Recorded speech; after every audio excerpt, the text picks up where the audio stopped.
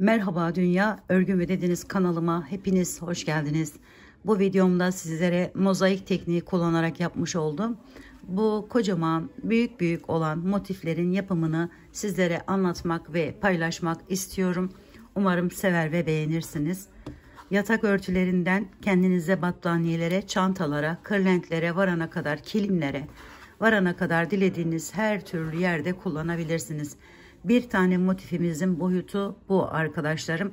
İkisi birleşince bakın şöyle bir güzellik daha ortaya çıkıyor.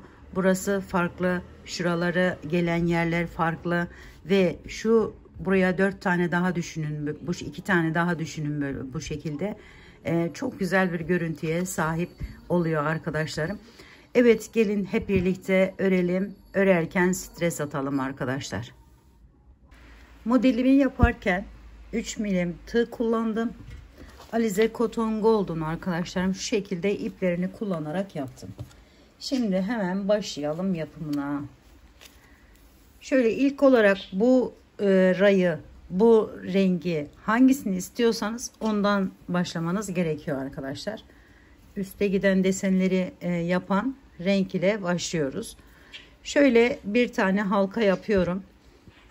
Bir tane zincir çekiyorum önce. Sonra yanına bir tane sık iğne yapıyorum. Araya 2 tane zincir çekiyorum. Sonra bir tane daha sık iğne yapıyorum. 4 tane sık iğne yapacağım. 4 köşesi için. Bu arada çekmiş olduğumuz zincirleri biraz gevşek bir şekilde çekmemiz gerekiyor arkadaşlar. Çünkü üzerinden çalışma yapacağız. Şimdi bir tane daha yapacağız. Şöyle 1-2 zincir çektim ve getiriyorum, burayla birleştiriyorum.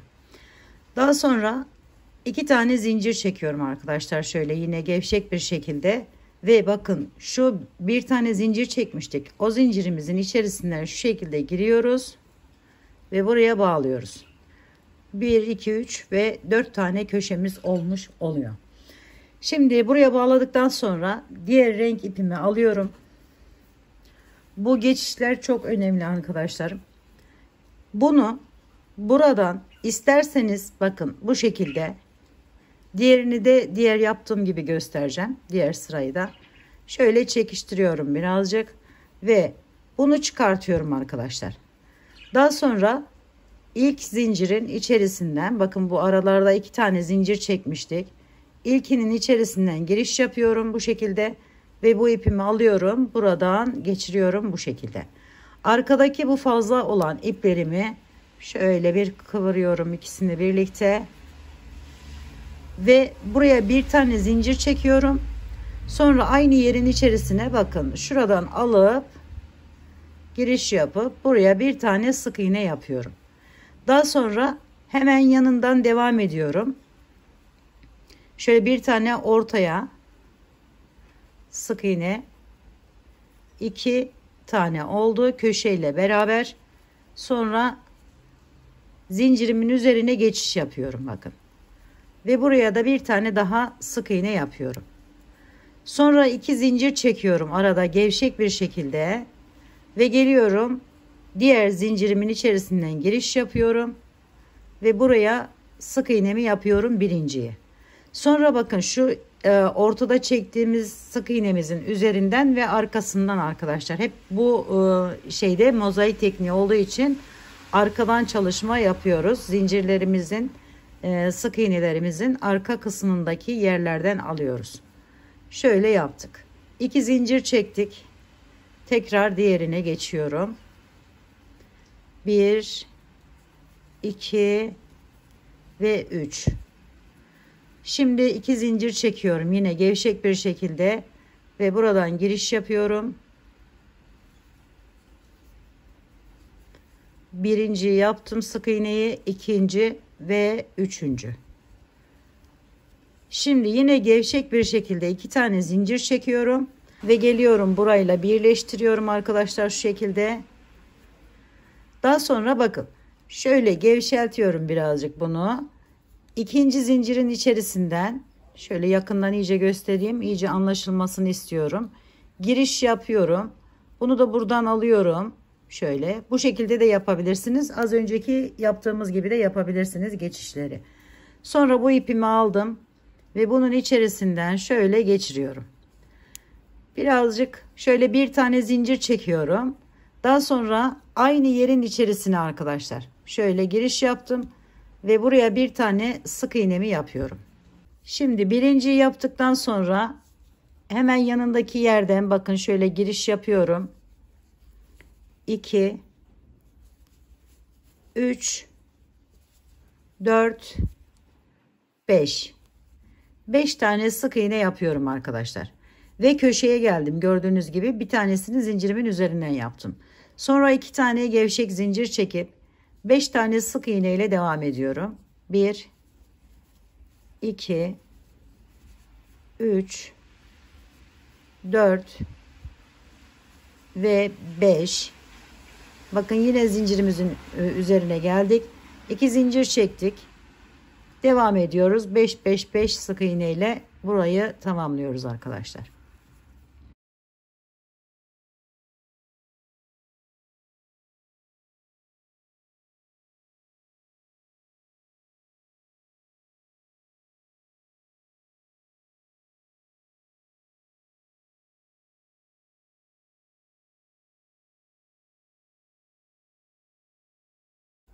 Yine 2 zincir çektim. Kenardaki zincirimin içerisinden giriş yaptım. Burada değiştiriyorum ipimi.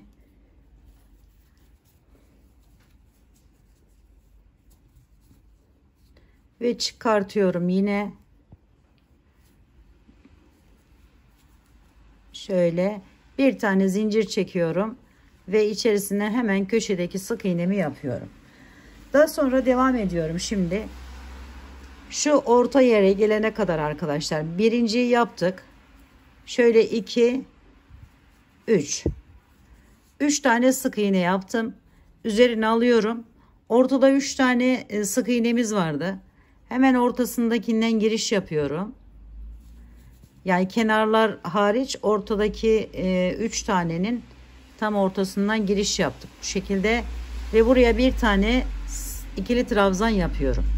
Bakın 3 tane sık iğne, bir tane ikili trabzan, sonra yine 3 tane sık iğne ile devam ediyorum. 1 2 3 2 zincir çekiyorum gevşek bir şekilde. Tekrar 3 tane sık iğne ile devam ediyorum. 1 2 ve 3. Daha sonra üzerine alıyorum. Ortaya gelmiş oluyoruz zaten bakın yukarıdan da. Hemen buradan giriş yapıyorum. Ve buraya bir tane ikili trabzan yapıyorum. Aynı şekilde diğer tarafları da tamamlıyoruz.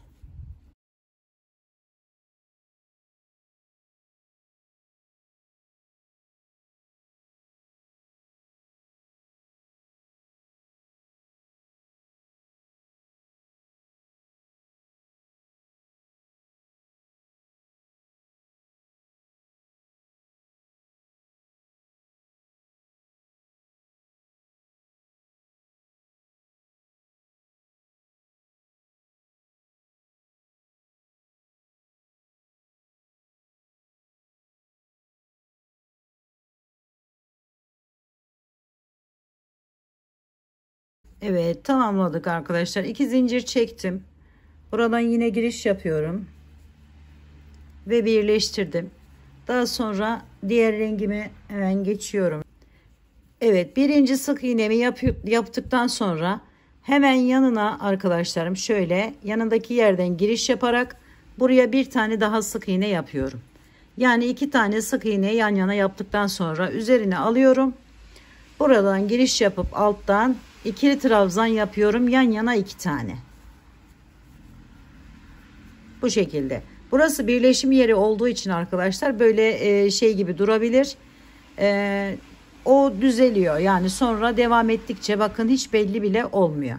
Şimdi buraya bir tane sık iğne yaptıktan sonra bakın burada daha belirgin. Üzerine alıyorum. Alttaki buradan giriş yapıp ikili trabzan yapıyorum. Diğerini de aynı şekilde yan yana 2 tane ikili trabzan yaptım. Daha sonra bakın 2 yerimiz var. Bu 2 yerin ilkinden 2 tane sık iğne yapıyorum. Diğer köşede yaptığımız gibi. Sonra 2 zincir çekiyoruz yine gevşek bir şekilde. Ve hemen yanındaki zincirimin içerisinden önce bir de yanına 2 tane sık iğne yaptık. 2 tane ikili trabzan ile devam ediyoruz.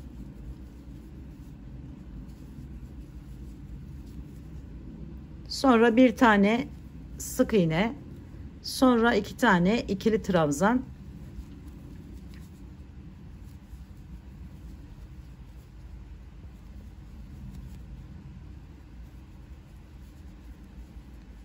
Aynı şekilde diğer tarafları da tamamlıyoruz arkadaşlar. Şimdi buraya bir tane sık iğnemi yaptıktan sonra arkadaşlar, şöyle yanına hemen bakın şuraya geçtik artık. Burayı yapacağız. Şöyle üzerine alıyorum. Hiç bakın arada başka sık iğne yapmadan. Birinciyi buraya, ikinciyi de hemen yanına ikili trabzan yapıyorum. Şu şekilde. Sonra devam ediyorum. Sık iğneler ile devam ediyorum burayı. 2 3 4 ve 5. Sonra üzerine alıyorum. Bu 2 taneyi içine bakın şöyle giriş yaptım. 1, hemen bir de yanındaki yere 2 tane ikili trabzan yaptım arkadaşlar. Şimdi zincirimin üzerinden giriş yapıyorum. Bir tane sık iğne, 1 2 zincir, tekrar bir sık iğne daha, arttırım yerimiz köşe. Burası hiç değişmiyor. Sonra üzerine alıp 2 tane ikili trabzan yapıyorum. Ve araya 5 tane yine sık iğnemizle devam ediyoruz.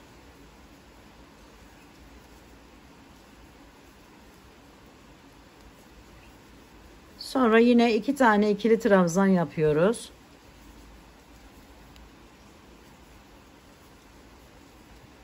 Sonra bir tane sık iğne, 2 zincir, tekrar diğer köşeye, kenara geçiş yapıyoruz arkadaşlar. Şöyle. Buraları da aynı şekilde devam edelim.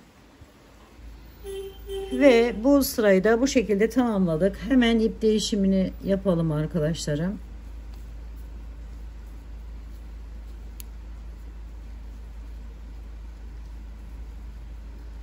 Şimdi buradan şöyle göstereyim, bakın. Birinci sık iğnemizi buraya yaptık arkadaşlarım. Hemen ikinciyi de bunun üzerine yapıyorum. 3 4, bu ortadaki beşlimizin kenardakine, yani ilk önce gelen yere sık iğnemi yapıyorum. 5 2 4 5 tane sık iğne yaptım. Sonra üzerine alıyorum. 3 tane buraya ikili trabzan yapıyorum.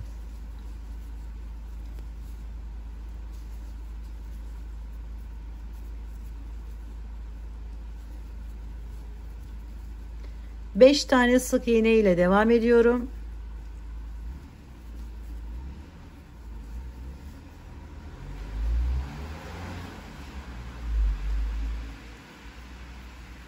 Sonra 2 zincir çekip tekrar 5 tane sık iğne yine yapıyorum. Diğer kenara geçiyorum çünkü. 1 2 3 4 ve 5 ve 3 tane ikili trabzanla devam ediyorum.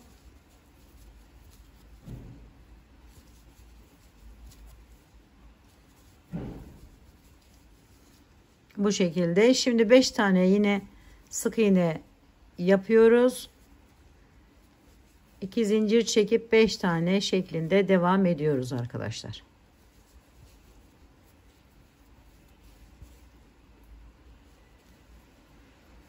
Diğer iki kenarı da bu şekilde tamamlayalım. Evet arkadaşlarım, diğer rengimi bağladım. Diğer kenarları aynı şekilde yaptıktan sonra bir tane sık iğnemi yaptım. Bu aradaki 5 tane olan yerime hemen şöyle giriş yaparak 5 tane ikili trabzan yapıyorum arkadaşlar. 1 2, 3, 4 ve 5. Evet, şimdi üçünün üzerine sık iğne ile devam ediyorum. Sonra üzerine alıp yine 5 tane buraya ikili trabzan yapıyorum. 1, 2, 3, 4 ve sonuncuyu da bakın bu yerin içerisinden aldım, köşesinden 5 tane ikili trabzan yaptım. Şimdi zincirimin üzerinden giriş yapıyorum. Sık iğnemi yaptım, 2 zincir çektim, tekrar bir tane daha hemen yanına sık iğne ve yine üzerine alıyorum. Bakın şöyle şuradan alarak 5 tane ikili trabzan ile devam ediyorum. 1, 2, 3, 4 ve 5. 3 tane sık iğne yapıyoruz. 1, 2, 3. Sonra 5 tane ikili trabzan ile devam ediyoruz. 1, 2, 3, 4 ve 5. Evet, şimdi sık iğnemizi yapalım. 2 zincir çekip tekrar diğer tarafa geçelim arkadaşlar. Şöyle göstereyim. Aynı bu şekilde buraları da çeviriyoruz. Evet, bu sırayı da bu şekilde tamamladım arkadaşlar. Diğer renk ipime geçtim. Hemen buraya bir tane sık iğnemi yapıyorum önce. Bu birinci sık iğnem. 8 tane sık iğne ile devam ediyorum. 2, 3, 4, 5, 6, 7 ve 8. Bakın bu 3 tane olan 3 ikili trabzanlarımın ortasındakinden üzerinden şu şekilde alarak bir tane ikili trabzan yapıyorum. Yine 8 tane sık iğne ile devam ediyorum. 2, 3, 4, 5, 6, 7 ve 8. zaten zincirimiz köşemizin üzerine geldik arkadaşlar. Şimdi aynı şekilde diğer tarafları da yapalım. 8 tane ilerleyelim önce sık iğne ile.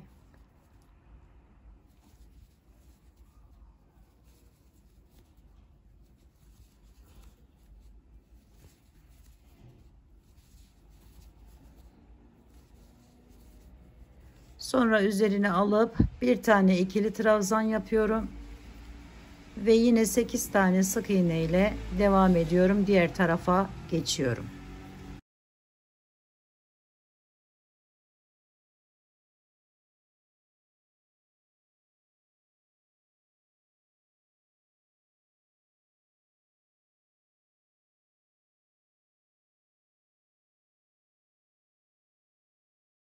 Evet, bu şekilde de diğer iki tarafı tamamlayalım arkadaşlar. Şimdi bu sırayı da bu şekilde tamamladık arkadaşlarım. Bakın tam orta yerini tamamlamış oldum. Buraya birinci sık iğnemi yaptıktan sonra üzerine alıyorum ve 8 tane arkadaşlar şöyle ikili trabzan ile devam ediyorum. 1,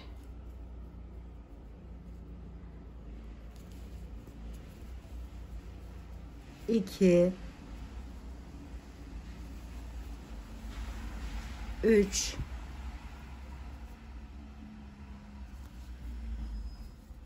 4,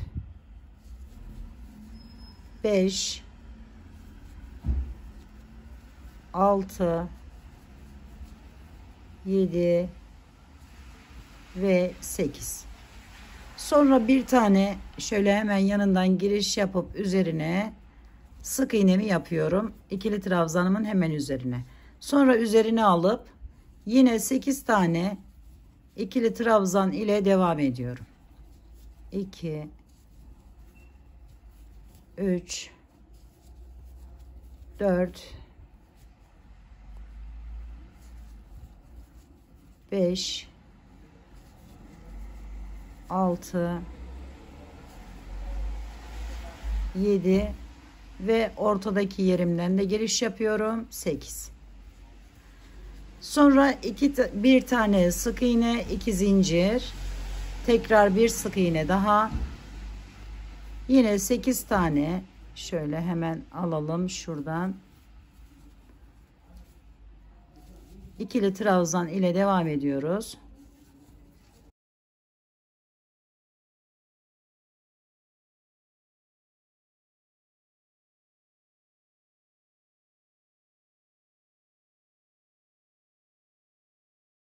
Yedi ve 8 tane ile geldim ve bir tane ortaya sık iğnemi yapıyorum. Sonra 8 tane ikili trabzan ile devam ediyorum. Ve bu şekilde de bu sırayı tamamlıyoruz arkadaşlar. Evet, şimdi burayı da tamamladık gördüğünüz gibi. Bu sırada arkadaşlarım hepsine sık iğne ile geçiyorum. Bu sırayı şöyle alarak arkadan hiç ikili trabzan yapmadan bir sıra şeklinde tamamlıyoruz.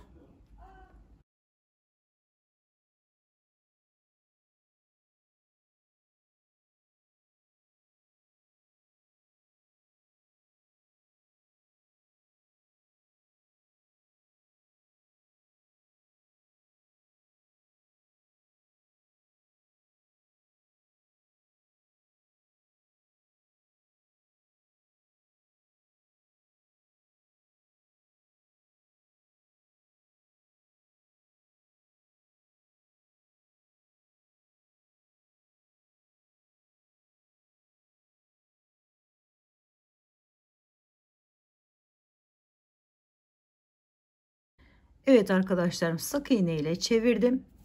Şimdi diğer renk ipimi bağladım.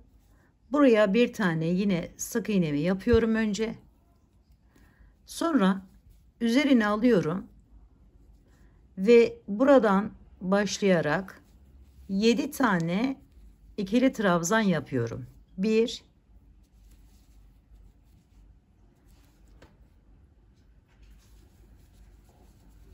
2 3 4 5 6 ve 7. Evet, bu şekilde. Şöyle de yapabilirsiniz. Şuraya 3 kalana kadar devam edebilirsiniz. Şimdi buraya bir tane sık iğne, sonra araya arkadaşlarım şurayı yapıyoruz. Şu sırayı. Araya 5 tane ikili trabzan yapıyorum. Bakın 1 2, tam ortasındakinden de giriyorum. Şöyle 3 4 ve 5. Evet. 5 tane diğer renk için yer ayarlamış oldum. Şurayı yapacağız. Başlayacağız artık bu üstteki şu yeri yapmak için. Şimdi bir tane yine sık iğne yapıyorum. Sonra aşağıdan birini atlıyorum. Böyle hemen altına gelen yeri yanından devam edip 7 tane ikili trabzan yapıyorum. 1 2 3 4 5 6 ve 7. Evet, sonra köşeyi yapıyoruz. 1-2 zincir çekiyoruz. Tekrar bir tane sık iğne yapıyorum hemen köşeme. Sonra 7 tane yine bakın şöyle buradan başlayarak ikili trabzan yapıyorum.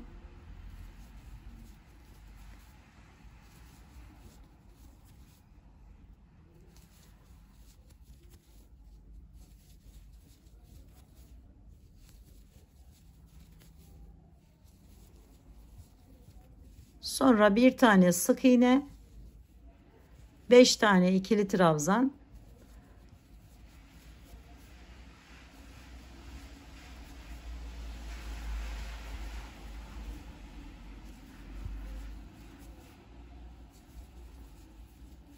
bir tane sık iğne ve 7 tane ikili trabzan ile bu kenarı da tamamlıyorum arkadaşlar.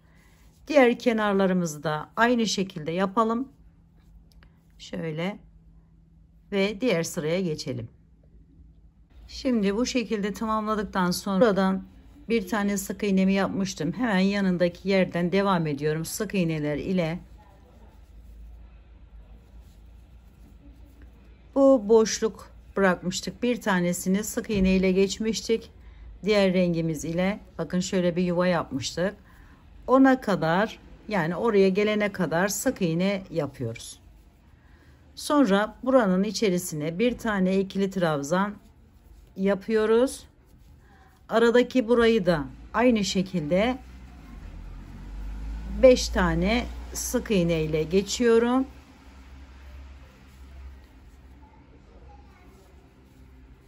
Sonra üzerine alıp hemen buranın yanına, içerisine bir tane ikili trabzan yapıyorum.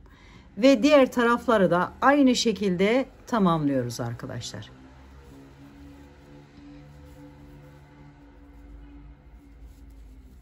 Diğer kahverengi ipimizle bırakmış olduğumuz bir tane olan yerleri ikili trabzan yapıp diğerlerini sık iğne ile çeviriyoruz. Evet arkadaşlarım, gördüğünüz gibi bu sırayı da bu şekilde tamamladım. Şimdi diğer rengime geçiyorum ve şurayı yapacağız. Şöyle biraz yakınlaştıralım ki daha net gözüksün. Şurayı yapacağız ve diğeri için, yani şurası için de yer ayıracağız arkadaşlar. Ondan dolayı şimdi bir tane şöyle zincirimi çektim. Bir tane sık iğnemi yaptım. Ve hemen buradan başlayarak üzerine alıyorum.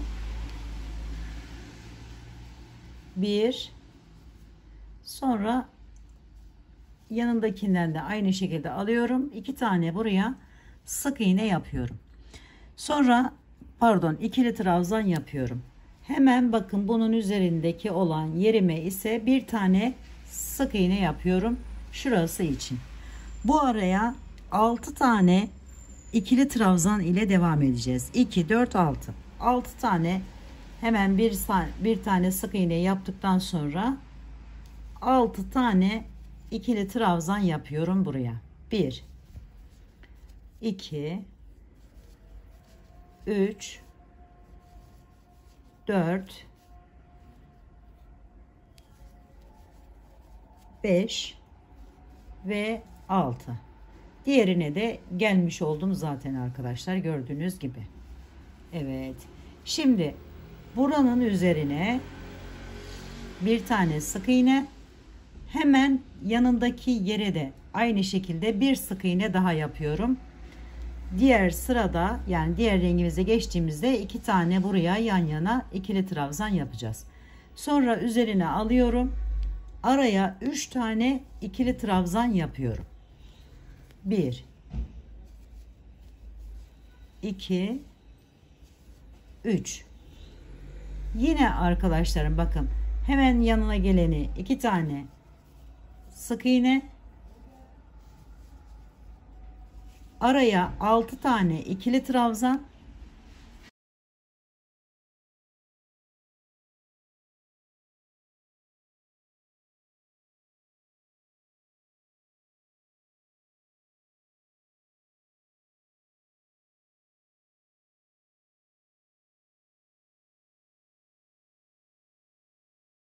sonra bir tane sık iğne, sonra bakın buraya bir de buradan alıyorum 2 tane ikili trabzan yapıyorum. Şimdi diğer tarafları da aynı şekilde yaparak tamamlayalım bu rengimizi arkadaşlarım, bu sıramızı.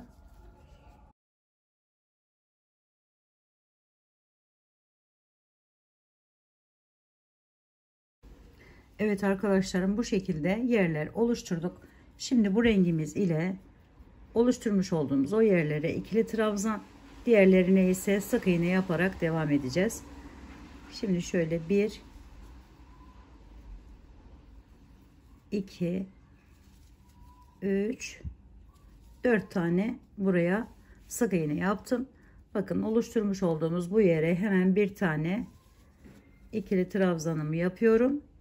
Aradaki yerlere ise 1 2 3 4 5 6 tane sık iğne ile geldim.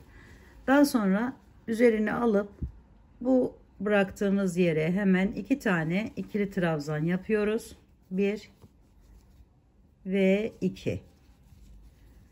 Bu 3 tanesinin üzerine ise sık iğne 1 2 3, sonra 2 tane yine ikili trabzan 1 2, sonra aradaki 6 tanenin üzerine sık iğne 1 2 3 4 5 ve 6, sonra bir tane ikili trabzan, 4 tane sık iğne 1 2 3 ve 4. Evet, 2 zincir çekiyoruz ve burada yaptığımız işlemi diğer üç kenara da uyguluyoruz arkadaşlarım. Şöyle göstereyim. Aynı şekilde çeviriyoruz etrafını.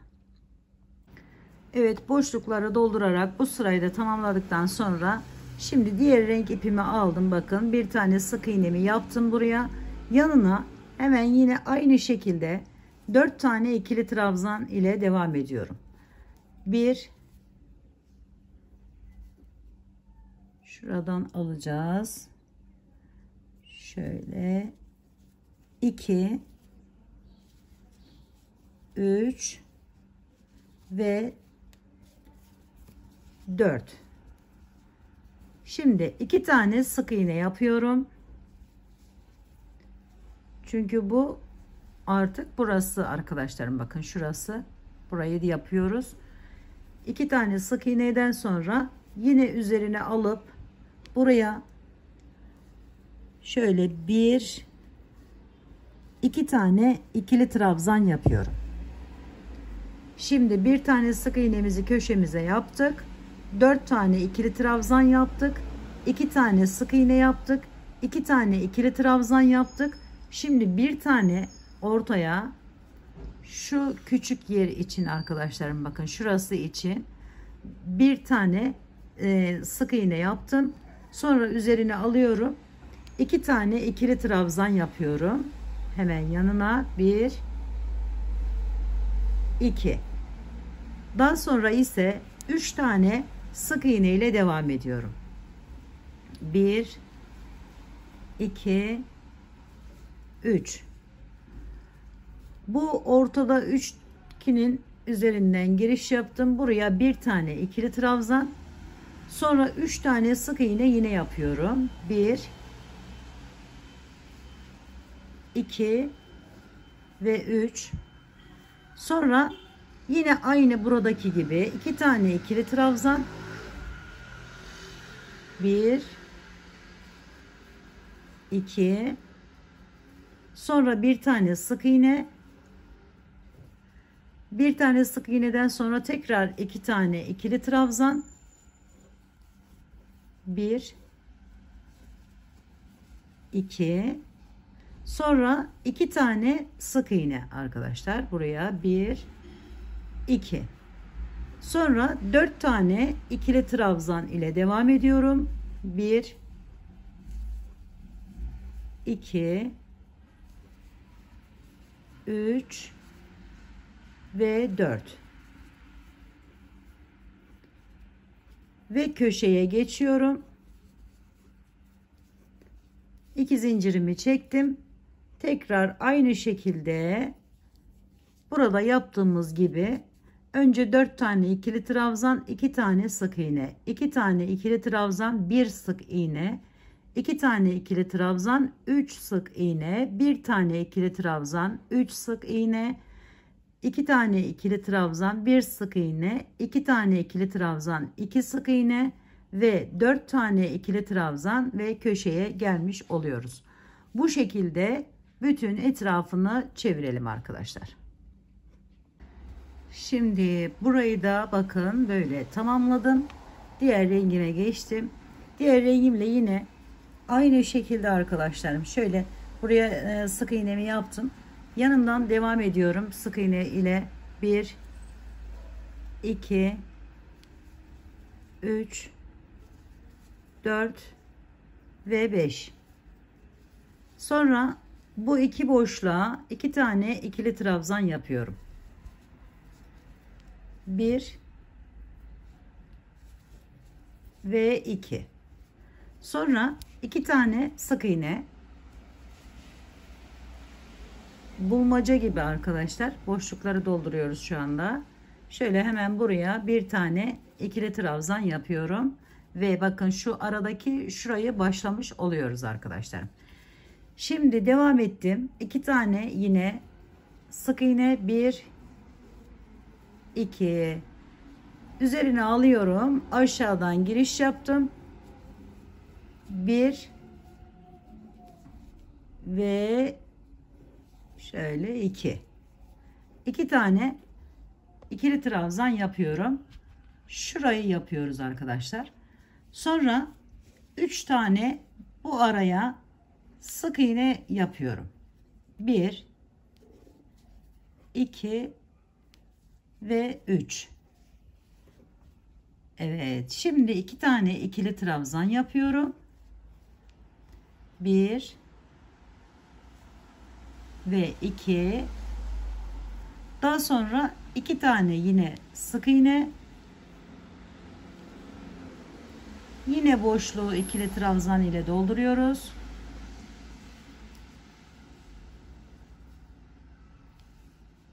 Sonra 2 tane sık iğne yapıyoruz. 2 tane ikili trabzan yapıyoruz.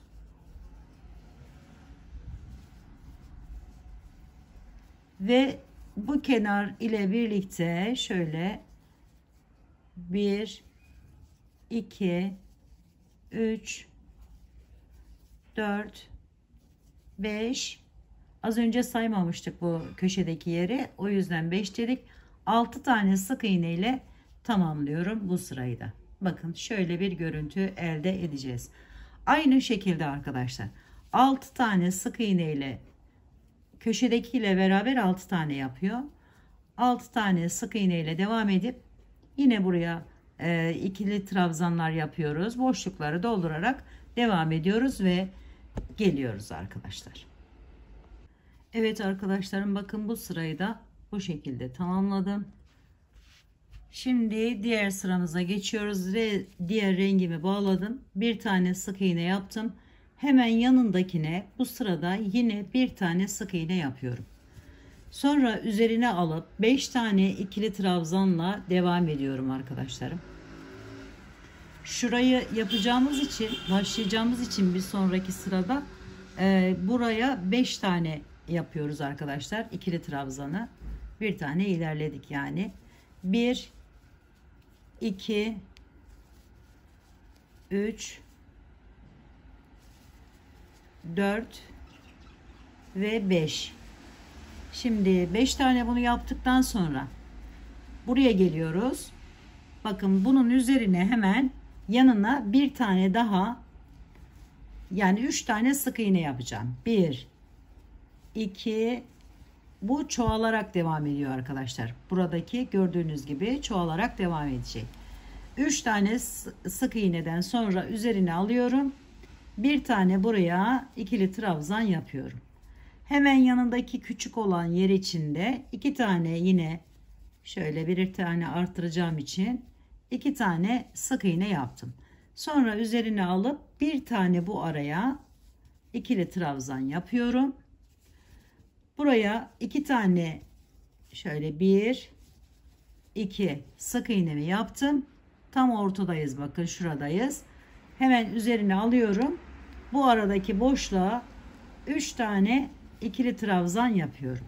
1 2 ve 3.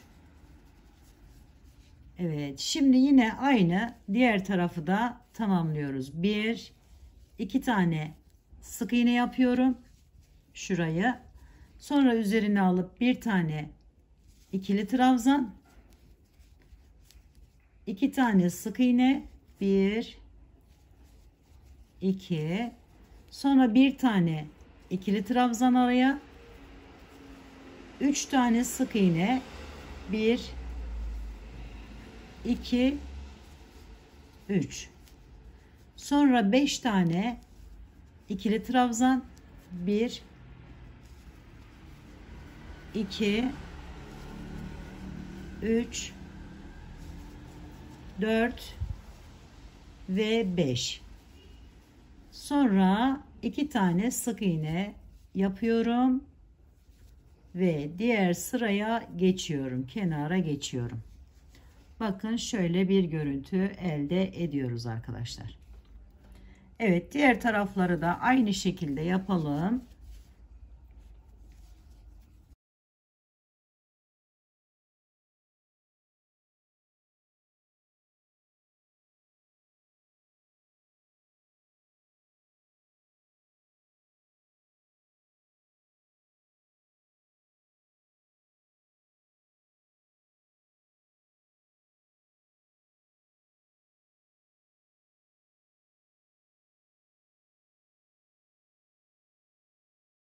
Evet, şimdi bakın burayı da tamamladık. Diğer ipimize geçiyoruz. Hemen hazırlamış olduğumuz yerleri, boşlukları dolduracağız arkadaşlar. Buraya bir tane sık iğnemi yaptım. Yanındaki yere arkadaşlar şöyle giriş yapıyorum. Bir sık iğne daha yapıyorum. Yani 2 sık iğne yapıyoruz. Üzerine alıp üçüncüye şöyle bir tane ikili trabzan yapıyoruz. Bakın şuraya geldik. Şöyle göstereyim. Burayı başlıyoruz artık arkadaşlarım. Şimdi devam ediyorum. Diğerlerine sık iğne yapıyorum.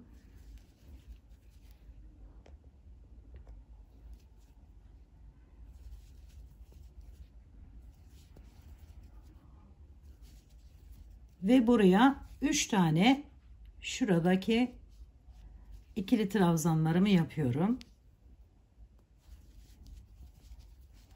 1 2 3. Aradaki bu yeri sık iğne ile geçiyorum. Sonra 2 tane ikili trabzan yapıyorum.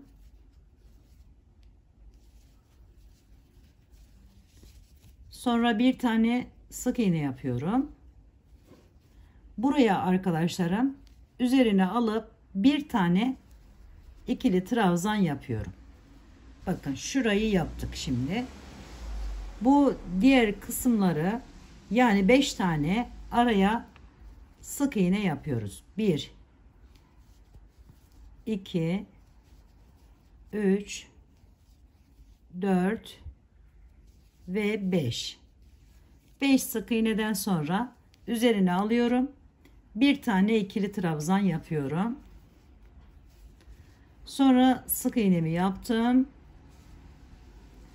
2 tane buraya ikili trabzan yapıyorum. 1 ve 2. Sonra bir tane sık iğne. Sonra 3 tane ikili trabzanla devam ediyorum. 1 2 ve 3. Şimdi bu 5 tanesinin üzerine sık iğne ile geçiyoruz. 1 2 3 4 5. 6.'ya geldik. Üzerine aldım. Hemen buradan giriş yapıyorum. Bir tane ikili trabzan yaptım. Bir tane hemen yanına sık iğnemi yapıyorum. Bir de buradan zincirimin üzerine 2. Evet, 2 tane sık iğne yaptım. Ve bu sırayı da bu şekilde bu kenarı diğer kenarları çeviriyoruz arkadaşlar. Şöyle biraz kısacık anlatayım tekrar.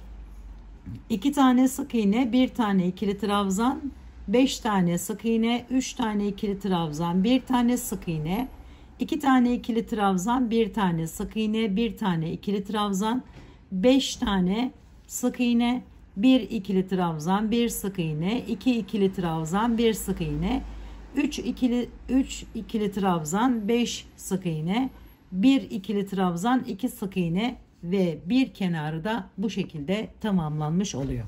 Şimdi diğerlerini de aynı şekilde yapalım ve gelelim arkadaşlar. Evet arkadaşlar, bu sırayı da bu şekilde tamamladık. Şimdi diğer rengime geçtim. Hemen bir tane sık iğnemi yapıyorum buraya. Sonra yine yanından ki yere buraya bir tane sık iğne yapıyorum. Sonra üzerine alıyorum. Artık burası bu şekli verebilmemiz için bu şekilde yapmamız gerekiyor arkadaşlar. Şöyle bir tane ikili trabzan yaptım. Bakın şurayı yapıyoruz şu anda. Sonra bunun sayısını 2'ye arttıracağımız için 2 tane buraya sık iğne yapıyorum. Daha sonra araya 4 tane ikili trabzan ile devam ediyorum. 1 2 3 ve 4. Sonra arkadaşlar buraya gelene kadar, bakın şu arayı şu tam orta noktaya gelene kadar sık iğneler ile geçiyorum.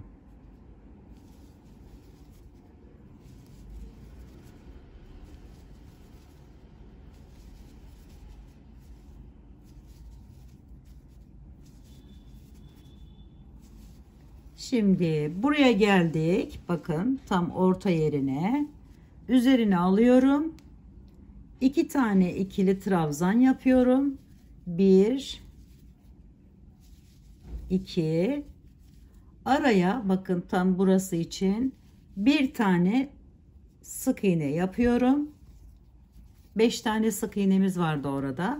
Sonra üzerine aldım. Buraya 2 tane daha ikili trabzan yapıyorum ve bu bitim yerine kadar hepsini sık iğne ile geçiyorum.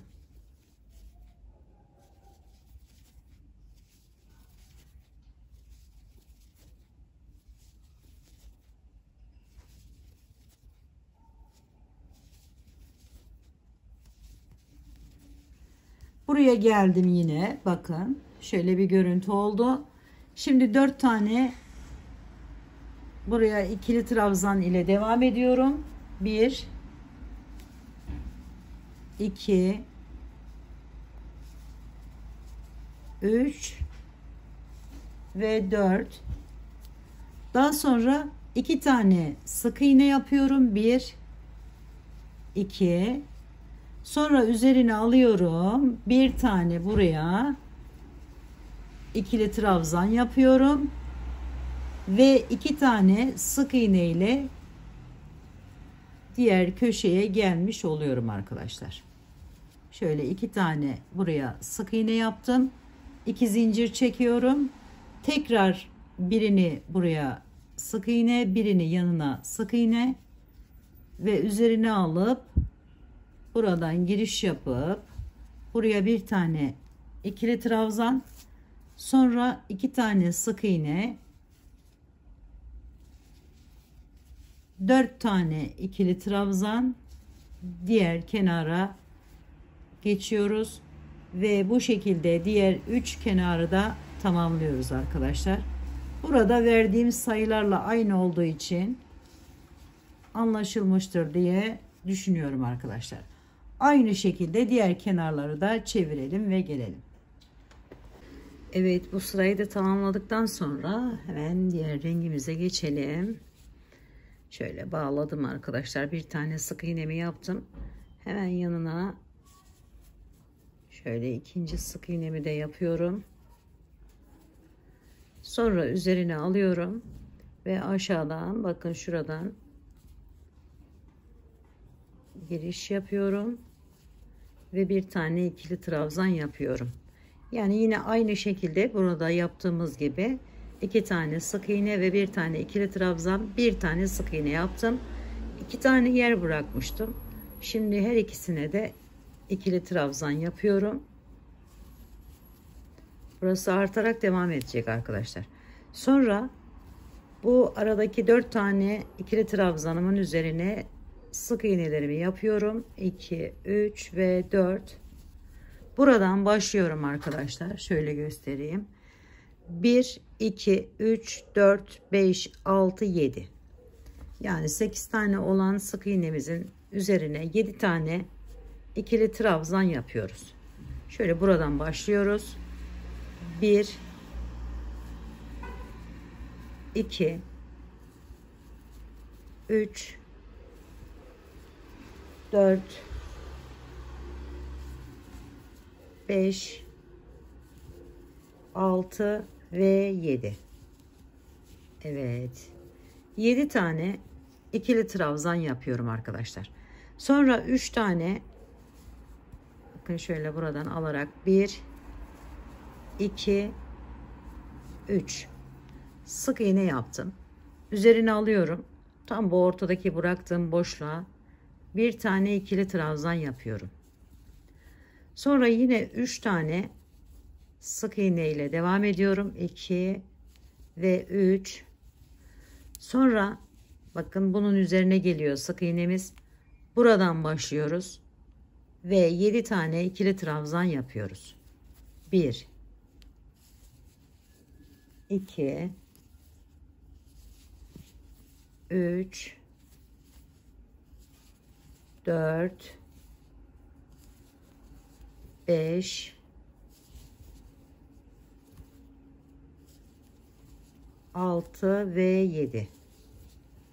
Evet, şimdi 7 tane de bunu yaptım. Bakın şurayı oluşturmaya başladık, artık üstünü tamamlayacağız. Şimdi 4 tane sık iğne yapıyorum yine. 1, 2, 3 ve 4. Yine 2 tane ikili trabzan yapıyorum. 1 ve 2. Sonra bir tane sık iğne alttaki o diğer rengimin üzerine. Sonra üzerine alıp hemen buraya bir tane şöyle ikili trabzan yapıyorum. Sonra bir tane buraya, bir tane de zincirimin üzerine sık iğnemi yapıyorum. 2 zincir çekip diğer kenara geçiyorum. Aynı burada yapmış olduğumuz gibi 2 tane sık iğne ile başlıyoruz. Bir tane yanına hemen şöyle alalım. İkili trabzanımızı yapıyoruz ve sonra bir tane sık iğne, 2 tane ikili trabzan ve devam edip diğer kenarları da bu şekilde tamamlıyoruz arkadaşlar. Şöyle bir daha bakın iyice ve bu kenarları da aynı şekilde yapalım ve gelelim. Evet, bu sıramızı da bakın bu şekilde tamamladım. Şimdi diğer ipime geçtim. Şöyle bir tane zincir çekiyorum. Buraya sık iğnemi yapıyorum. Sonra yine 2 tane sık iğne yapıyorum arkadaşlar. Yani biri bu oluyor, bir de bu yanına yapıyorum hemen. 2 sık iğneden sonra bu şekilde alıyorum. Bir tane ikili trabzan yapıyorum. Sonra bir tane sık iğne yapıyorum. Bir tane ikili trabzan yapıyorum. Ve burada 3 tane sık iğne ile devam ediyorum.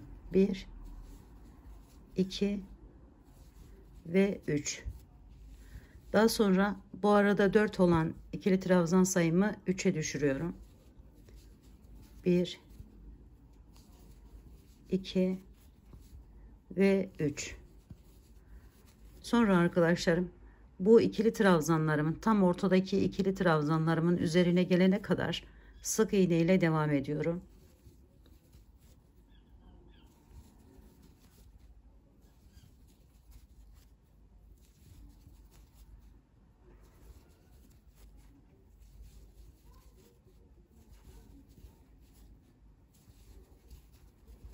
Ve oraya geldiğimizde bu ikili trabzanlarımın üstüne 2 tane ikili trabzan yapıyorum. Bu şekilde aradakini hemen üzerine bir tane sık iğne, sonra 2 tane ikili trabzan daha yapıyorum diğer tarafına. Sık iğneler ile buraya kadar devam ediyorum.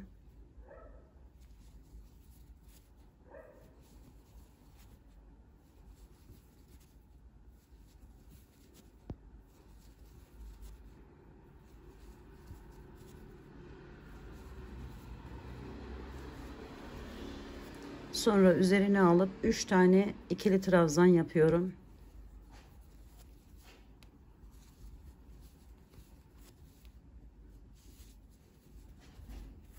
Üç tane sık iğne yapıyorum.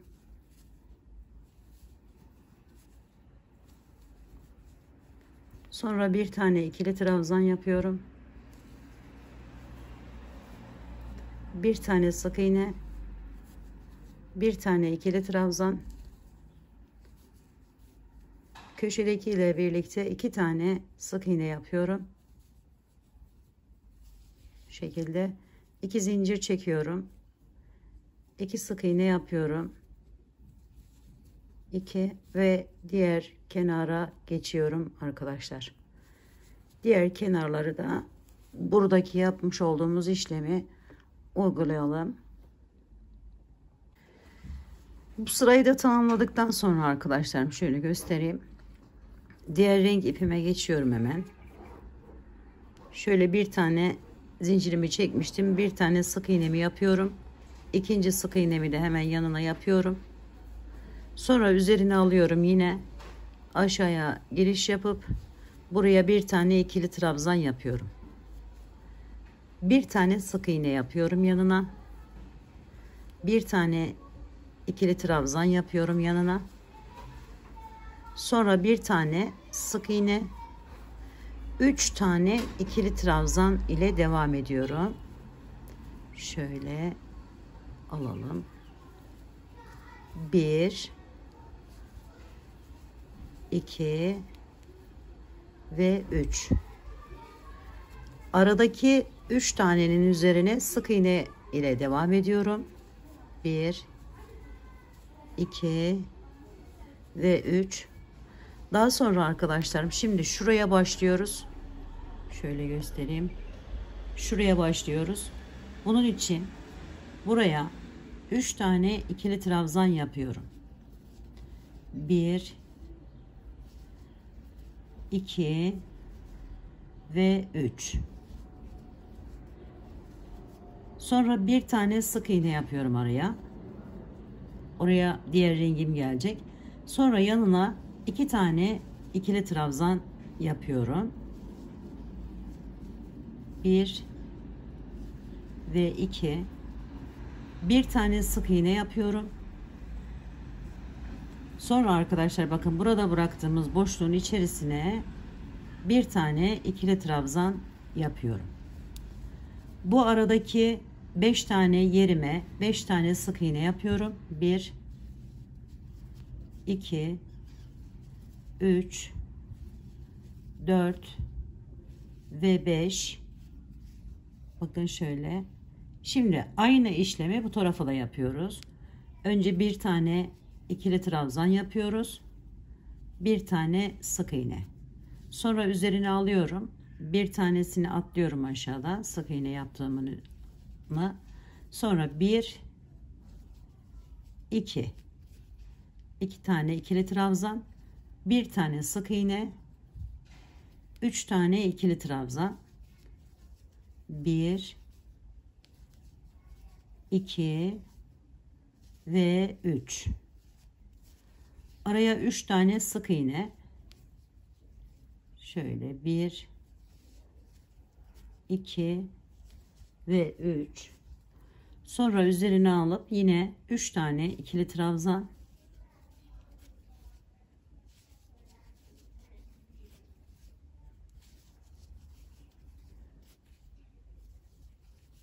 bir tane sık iğne, bir tane ikili trabzan, bir tane sık iğne, bir ikili trabzan,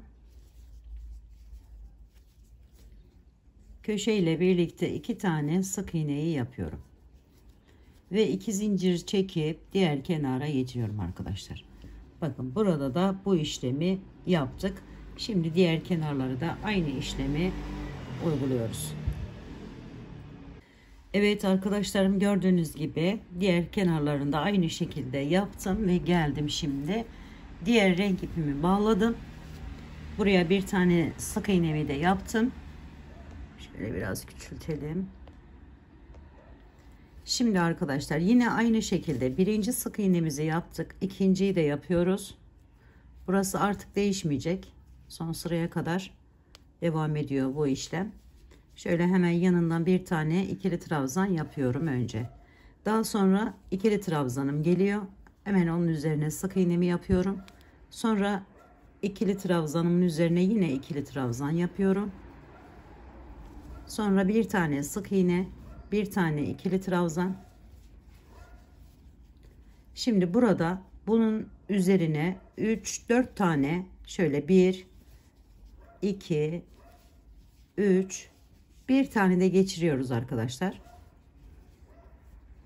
4 tane sık iğne yaptım. Sonra üzerine alıyorum ve 2 tane ikili trabzan yapıyorum buraya. 1 ve 2.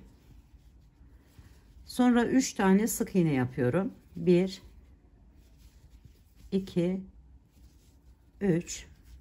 Sonra araya bakın boşluk bırakmıştık zaten. Hemen giriş yaparak buradan bir tane ikili trabzan, 2 tane sık iğne, 1 2. Sonra yine diğer boşluğumuza geldik. Oraya da bir tane ikili trabzan. Şimdi buradan 1 ve 2. 2 tane sık iğne yaptım.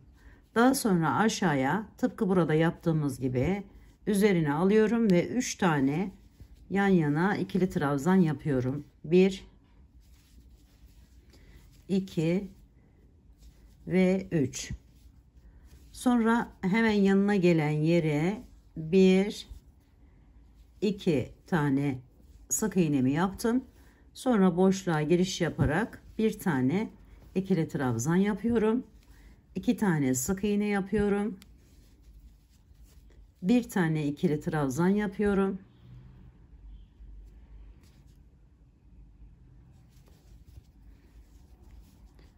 Sonra buradan 3 tane 1 2 3 tane sık iğnemi yaptım. Sonra 2 tane ikili trabzan yapıyorum. Hemen buraya 1 ve 2. Buradan başlamak üzere 4 tane sık iğnemi yapıyorum. 1 2 3 ve 4. Sonra ikili trabzanımı, sık iğnemi, ikili trabzan, sık iğne, ikili trabzan yapıyorum. 2 tane sık iğne ile bu kenarı tamamlıyorum arkadaşlar. 2 tane zincir çekip 2 sık iğne ve diğer işlemleri yaparak diğer kenarları da tamamlıyoruz. Bakın şu görüntüyü elde edeceğiz. Hemen diğer kenarları da yapalım arkadaşlarım. Evet, bu sırayı da tamamladıktan sonra arkadaşlarım şu şekilde diğer rengime geçtim hemen. Şöyle bir tane zinciri çekmiştim. Bir tane sık iğnemi buraya yapıyorum. İkinci sık iğnemi yine yanındaki yere yapıyorum arkadaşlar. Diğer sıralarda yaptığımız gibi.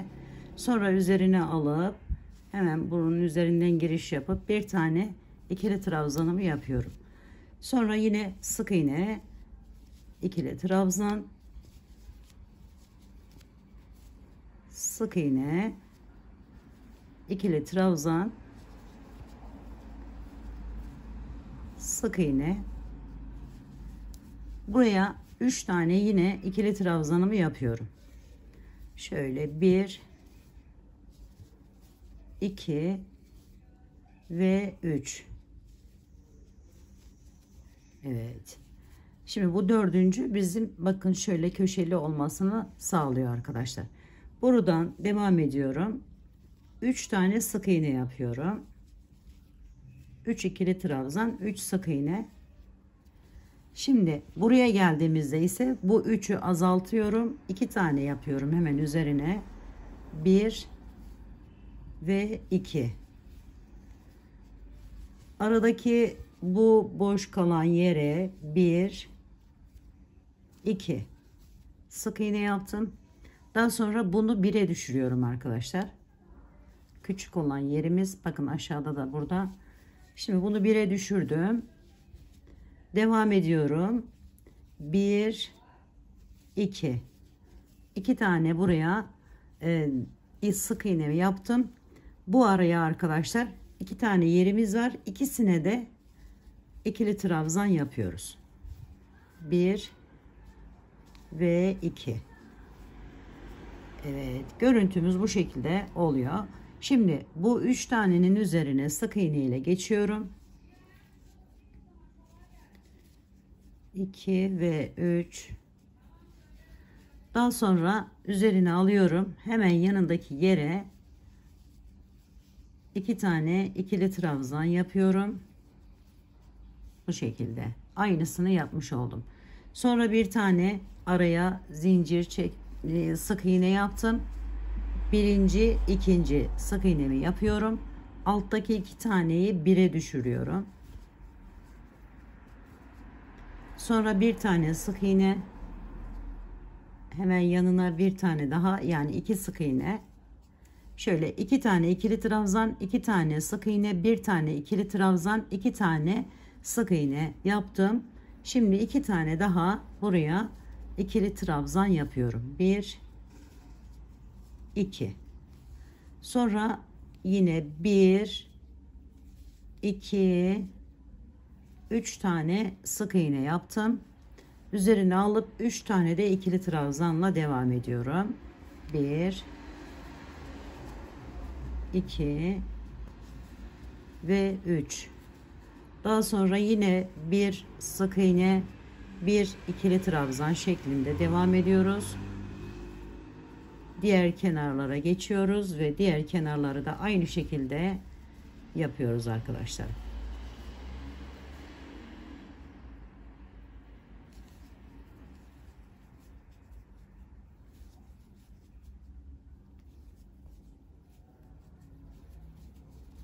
Evet, görüntümüz de bu şekilde olacak. Hemen diğer kenarlarda tamamlayalım. Evet, bu sırayı da tamamladık. Şimdi diğer rengimize geçiyoruz hemen. Şöyle bağladım. Bir tane sık iğne yapıyorum. Yanına bir tane daha sık iğne yapıyorum. Sonra bir tane ikili trabzan. Burası birleşim yeri olduğu için arkadaşlarım birazcık alması zor oluyor. Şöyle alıyorum ve bir tane ikili trabzan yapıyorum. Sonra devam ediyorum. Yine bir sık iğne, bir ikili trabzan şeklinde.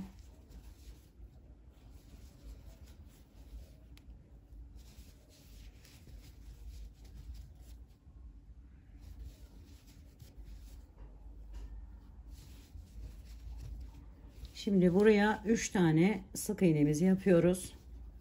1 2 ve 3. Daha sonra yanına arkadaşlar bakın bir tane boş bırakmıştık zaten. Hemen oradan giriş yapıyorum. 3 tane ikili trabzan yapıyorum.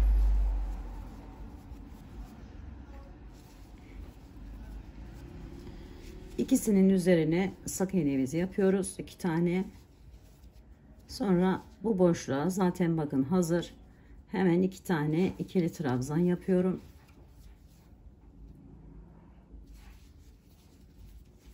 Sonra bir tane sık iğne, sonra 2 tane ikili trabzan yapıyorum yine.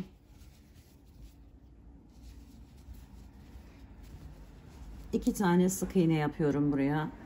3 tane yapıyorum pardon. 1 2, hemen bakın bir de yanındakine yapıyorum. Buraya bir tane tam ortaya ikili trabzan yapıyorum arkadaşlar bu şekilde. Sonra 3 tane sık iğne ile devam ediyorum. 1 2 ve 3. Sonra yine boşlukları ikili trabzanlar ile dolduruyoruz. 1 2 bir tane sık iğne, tekrar 2 tane ikili trabzan,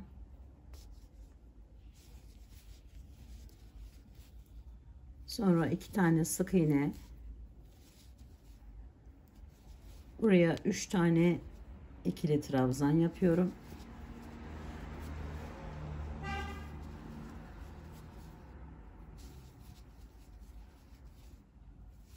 Sonra 3 tane yine sık iğnemi yapıyorum. Sonra üzerine alıp ikili trabzanımı, sık iğnemi, ikili trabzanımı, sık iğnemi yapıyorum ve bu şekilde bir sık iğne, bir ikili trabzan köşeyi tamamlıyorum arkadaşlar. 2 tane yine 1 2 sık iğnemi yapıp 2 zincir çekip diğer kenarları da bu şekilde tamamlıyorum arkadaşlar. Evet, bu rengimizi de tamamladık. Şimdi diğer rengimize geçiyoruz. Şöyle bir tane hemen sık iğnemizi yapalım. Burası dediğim gibi arkadaşlar hep aynı şekilde devam ediyor. Sonra aşağıdan bir tane ikili trabzan, bir tane sık iğne şeklinde tamamlayalım.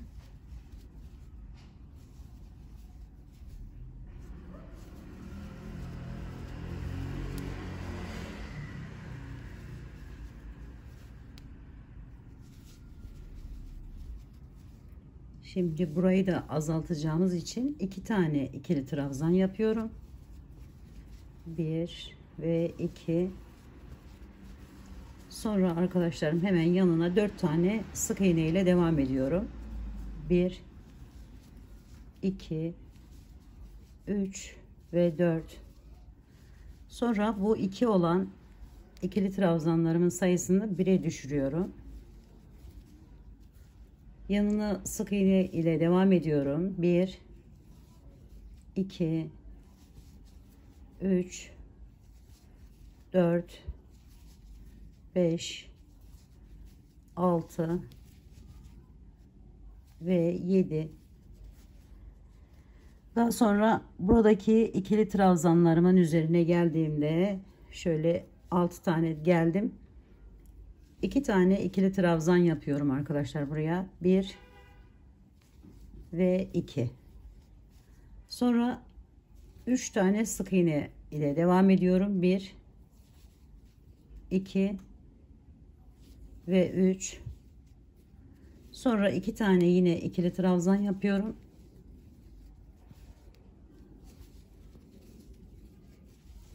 Sonra sık iğne ile buraya kadar geliyorum arkadaşlar.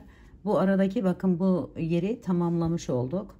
Böylelikle bu tarafı da göstereyim size. Bu şekilde devam edeceğiz. Sık iğneler ile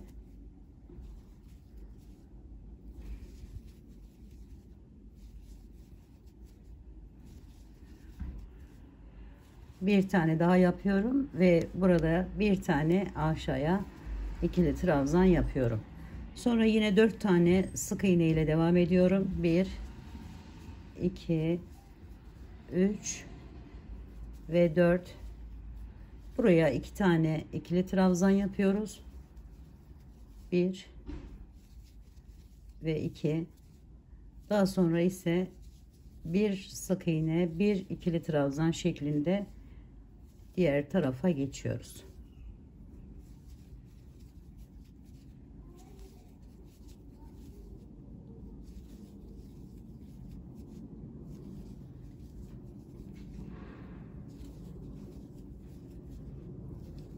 Köşeye geldim. 2 tane sık iğnemi yapıyorum. 2 zincir çekip diğer tarafa devam ediyorum. Ve görüntümüz bu şekle gelmiş oluyor arkadaşlarım. Şimdi diğer kenarları da aynı şekilde tamamlayalım. Evet, şimdi bu sırayı da tamamladık. Artık bu rengimize geçebiliriz. Bir tane zincirimi çektim arkadaşlarım. Hemen yanından giriş yaparak bir tane de sık iğnemi yapıyorum önce. Sonra diğer sık iğnemizi yapıyoruz.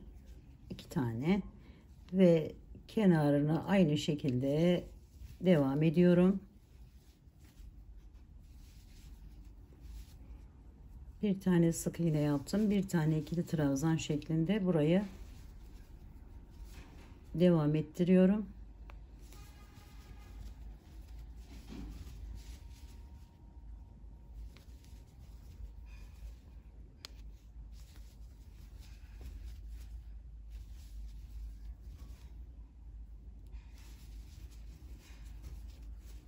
Şimdi bu 2 tanenin üzerine 2 tane yine sık iğnemi yapıyorum ve araya artık 3 olan sayıyı 4'e çıkartıyorum. Yani 4 tane ikili trabzan ile devam ediyorum.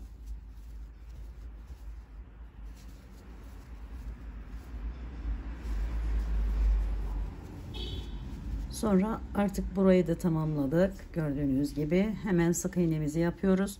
Bu araya hepsine ikili trabzan yapıyoruz arkadaşlar.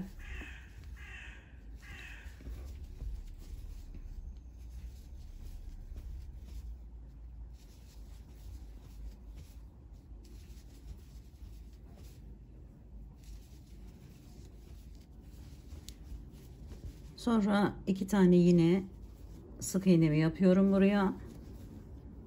3 tane araya ikili trabzan yapıyorum.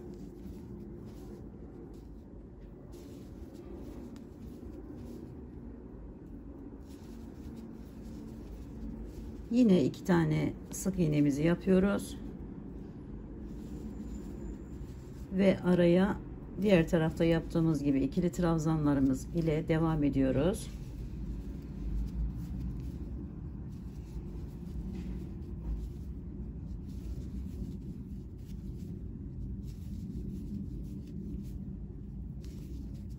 Toplamda 6 tane yapmış oluyoruz arkadaşlar. Şöyle göstereyim.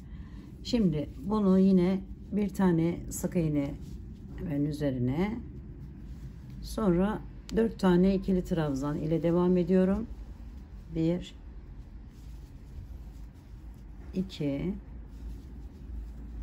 3 ve 4, sonra 2 tane sık iğne, bir ikili trabzan, bir sık iğne şeklinde diğer köşeye geçiyoruz.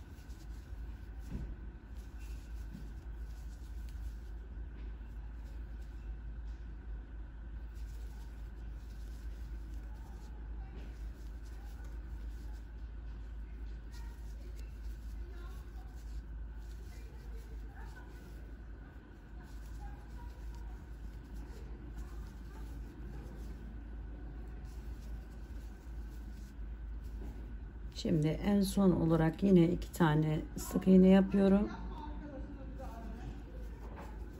2 tane zincir çekip diğer kenarları da aynı şekilde çeviriyorum arkadaşlar. Evet, bu rengimizi de tamamladık. Şimdi arkadaşlar bu rengimizle son sıramıza geçiyoruz. Hemen kenardaki bir tane sık iğnemi yaptım. Bir tane daha yapıyorum.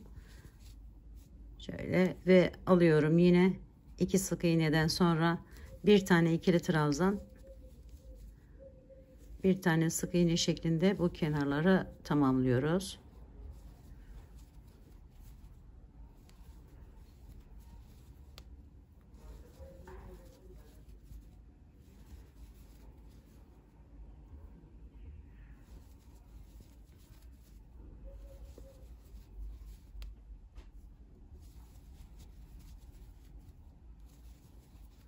Sonra buraya 2 olan ikili trabzan sayımı teke düşürüyorum. Geri kalan kısmını buraya kadar arkadaşlar sık iğne ile geçiyorum.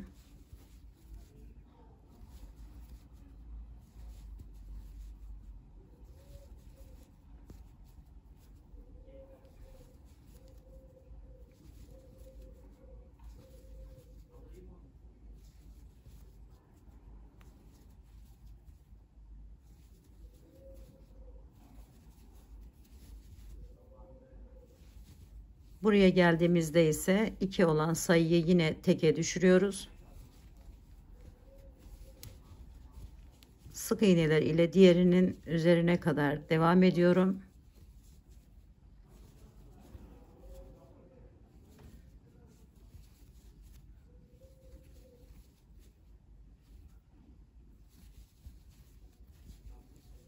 Üzerine alıp bir tane ikili trabzan yapıyorum ve yine sık iğneler ile devam edip buraya bir tane ikili trabzan yapıyoruz arkadaşlar.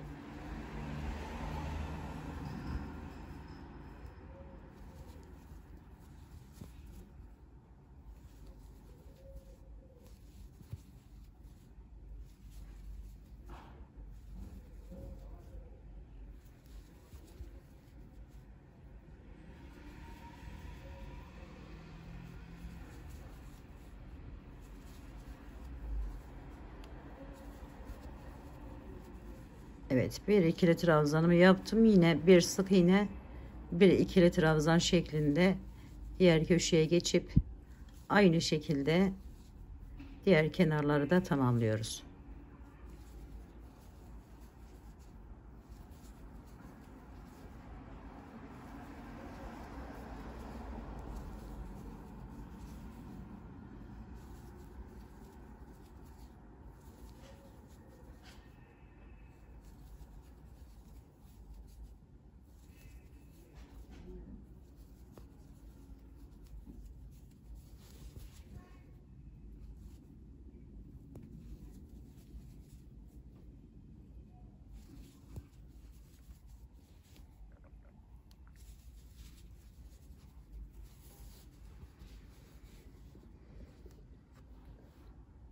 Ve bu rengim ile artık bu motifi tamamlamış oldum.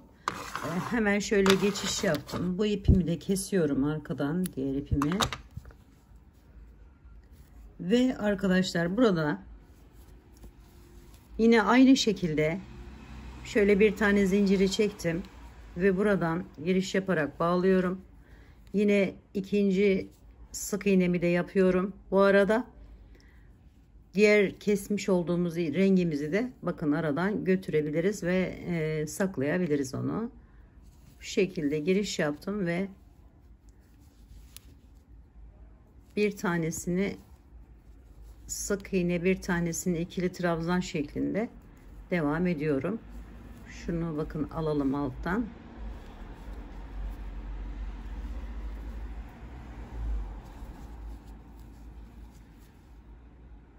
Sık iğne olan yerlere yaparsanız arkadaşlarım daha kolay olur.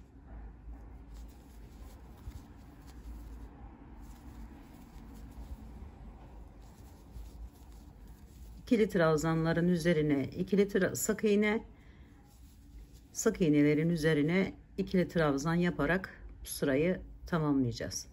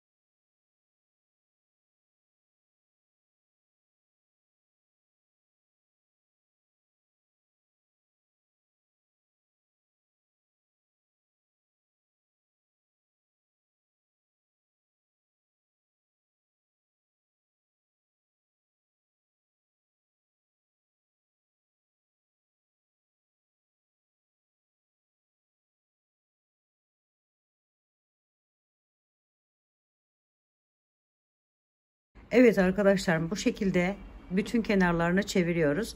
Bu aynı zamanda bizim birleştirme yerimiz olacak. Yani birleştirme sıramız. Diğer motif ile birleştirim yapacağız şimdi. Birazcık ondan da bahsetmek istiyorum. İğne ile de birleştirebilirsiniz. Dilerseniz bu şekilde de yapabilirsiniz. Bakın şöyle biraz göstereyim sizlere. Bir tane zincir çektim. Hemen diğer motifimi alıyorum. Ve bakın ilkinden hemen giriş yapıyorum şu şekilde içinden. Ve bunu arkadaşlarım şöyle yapıp içerisinden geçiriyorum. Sonra buradaki devam ede gelen şeyi de bozmadan yapacağız arkadaşlar. Yani burada yapmamız gereken burada yaptığımız işlemi bozmadan bu şekilde devam edeceğiz. Şimdi 2 tane sık iğnemiz vardı. Hemen ikinci sık iğnemin de aynı şekilde bakın içinden geçiriyorum şöyle ve buradan alıyorum, çekiyorum. Farklı şekillerde de birleştirebilirsiniz. Ama ben bu tarz bir çalışmayı, bu tarz bir motifi bu şekilde yapıyorum ve sizlere de bu şekilde göstermek istedim. Şöyle aldım ve hemen çekiyorum arkadaşlar. Evet, şimdi diğerinde üzerine yapacağım. İkili trabzanı yaptım, birleştirdim. Hemen şu şekilde giriş yapıyorum ve buradan da alıyorum. Sonra ikili trabzanımı yapıyorum. Şu şekilde ve hemen ikili trabzanımın üzerinden giriş yapıyorum ve buradan alıyorum arkadaşlar. Bu sırayı da birleştirme işlemini de bu şekilde yapıyoruz.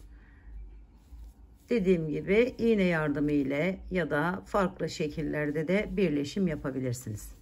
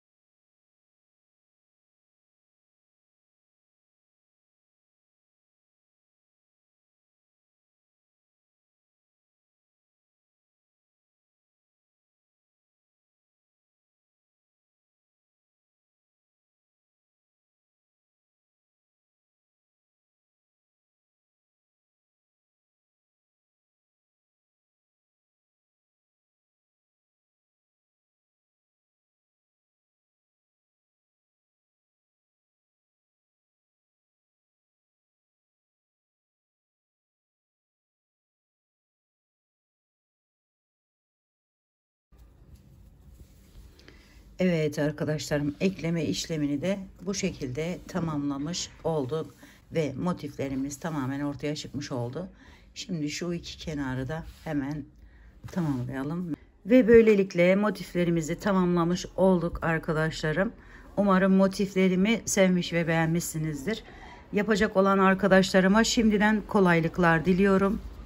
Örgümü dediniz kanalıma abone olmayı, beğenmeyi, yorum yapmayı, paylaşımda bulunmayı unutmazsanız çok mutlu olurum arkadaşlar.